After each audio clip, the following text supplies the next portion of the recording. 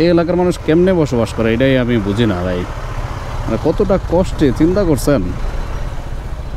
এইটা কোনো রাস্তা? এখানে বড় গাড়ি ঢুকলে মনে করেন যে এখানে অন্য কোনো গাড়ি যাওয়ার আর কোনো স্কোপ নাই। এরকম আমি একটা ভিডিও বানাইছিলাম, ওখানে অনেকজন কমেন্ট করছে তার এলাকার রাস্তাঘাটও ওই রকম।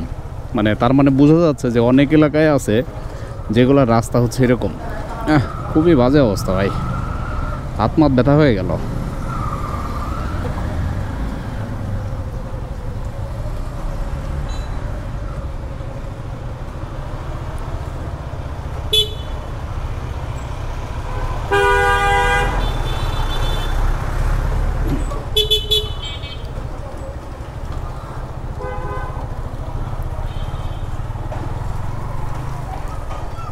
বাবারে,